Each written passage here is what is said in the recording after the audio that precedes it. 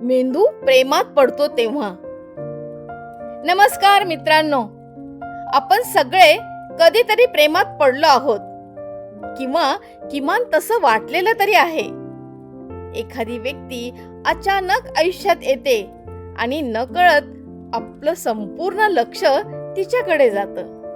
तिचा एक मेसेज, एक कॉल, फक्त तिची आठवण सुद्धा आपल्या चेहऱ्यावर एक छान हसू येत असतं. तेव्हा आपण म्हणतो, मी प्रेमात पडलो आहे. पण आजचा खरा प्रश्न असा आहे की खरंच आपण प्रेमात पडतो की आपला मेंदू आपल्याला प्रेमात पाडतो?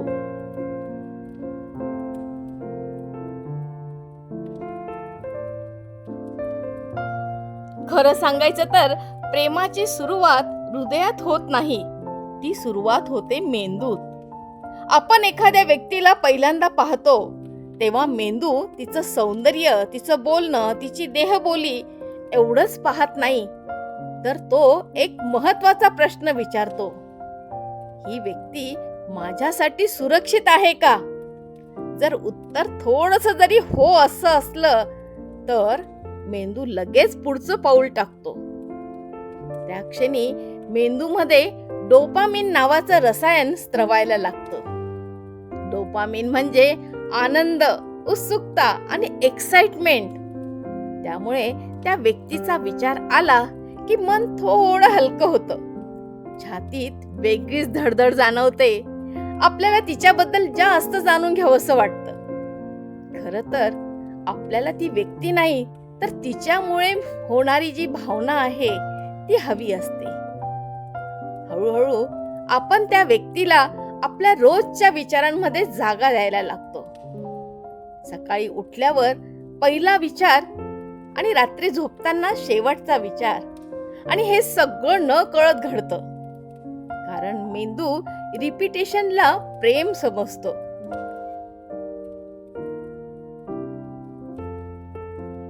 जितकं जास्त आपण एखाद्याचा विचार करतो तितकी ती व्यक्ती आपल्यासाठी खास होत जाते. याच वेळी मेंदूतील ॲमिग्डाला नावाचा भाग जास्त सक्रिय होतो.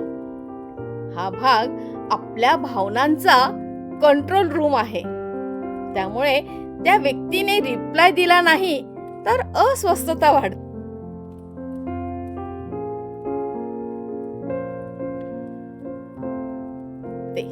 आणि दिला तर क्षणात आनंद होतो. आपला मूड, आपली ऊर्जा, कधी कधी आपला पूर्ण दिवस सुद्धा त्या एका व्यक्तीवर अवलंबून असतो. आपण त्याला प्रेम म्हणतो, पण मेंदूसाठी ते इमोशनल अटॅचमेंट असतं.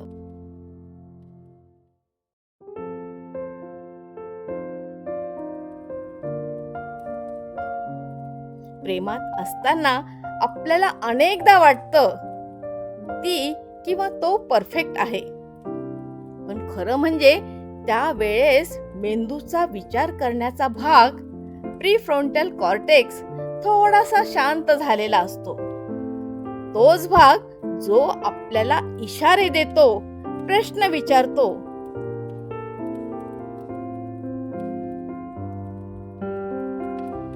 सावध राहायला सांगतो. त्यामुळेच प्रेमात माणूस रेड फ्लॅग पाहूनही दुर्लक्ष करतो. कारण मेंदूला त्या क्षणी सत्य नको असतं. त्याला फक्त भावना टिकवायची असते आणि आनंद घ्यायचा असतो. जसं जसं नातं पुढे जातं तसं एक्साइटमेंट थोडी कमी होते आणि त्या जागी ऑक्सिटोसिन नावाचं रसायन येतं.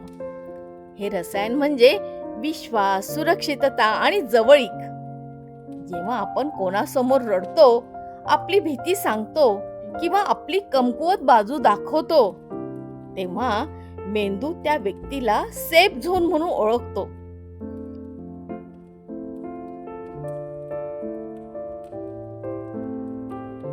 म्हणूनच ती व्यक्ती जवळ असली की शांत वाटतं आणि दूर असली की पोकळी जाणवते. म्हणूनच प्रेम सवय बनतं.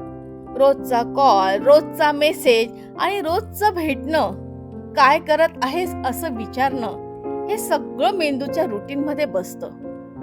म्हणूनच जेव्हा आपलं प्रेम तुटतं तेव्हा फक्त माणूस जात नाही, तर मेंदूची सवय, सुरक्षिततेची भावना आणि रोजचा इमोशनल आधार एवढं सगळं एकदम हरवतं. त्यामुळेच ब्रेकअप माणसाला खूप दुःख देतो. पण प्रेमाचं खरं सौंदर्य इथं संपत नाही. सुरुवातीचं प्रेम एक्साइटमेंट असतं, पण टिकणारं प्रेम समज, आदर, स्वीकारावर उभं असतं. तेव्हा मेंदू शांत होतो, भावना स्थिर होता आणि नाती खोलवर जातात. प्रेम म्हणजे सतत आनंदी असणं नाही, तर एकमेकांसोबत सुरक्षित असणं होय. शेवटी एवढंच सांगायचं आहे की आपण प्रेमात पडतो हे खरं आहे, पण मेंदू आपल्याला प्रेमात पाडतो हे अजून जास्त खरं आहे. म्हणूनच प्रेम सुंदरही आहे आणि नाजूकही आहे.